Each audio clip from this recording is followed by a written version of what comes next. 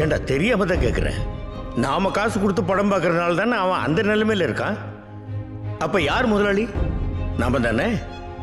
நாம வேகாத வெயிலில் நின்றுட்டு இருப்போம். அவன் ஏசி காரில் நாயை பக்கத்தில் உட்கார வச்சு கட்டி பிடிச்சிக்கிட்டு உன்னை நாயை விட கேவலமாக மதித்து பார்க்காத மாதிரி போய்கிட்டே இருப்பான். நீ அவன் காருக்கு பின்னாடி வாழ்க வாழ்க வாழ்கன்னு கையை தட்டிக்கிட்டே ஓடுவேன். ஏட்டா உப்பு போட்டு தானே சோறு திங்கிறீங்க? யோசிச்சு பாரு.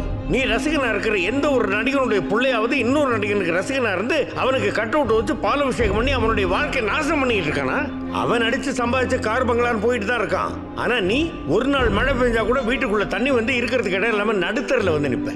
ஏன் அன்னைக்கு நீ ரசிகனா இருக்கிற எவனாவது உன்னை வீட்டுக்குள்ள சேர்த்துக்க வேண்டியதானே? வெறும் படத்துலையும் மேடையிலையும் மட்டும் உன் காலுக்கு செருப்பா இருப்பேன்னு பேசிட்டு நீ உதவின்னு அவன் வீட்டு வாசலுக்கு போய் நின்னா உன்னை செருப்பாலேயே அடிச்சு தொடுத்தோம். ஏண்டா தெரியாம தான் கேட்குறேன். நாம காசு கொடுத்து படம் பார்க்கறதுனால தானே அவன் அந்த நிலைமையில் இருக்கான். அப்ப யார் முதலாளி? நாம தானே.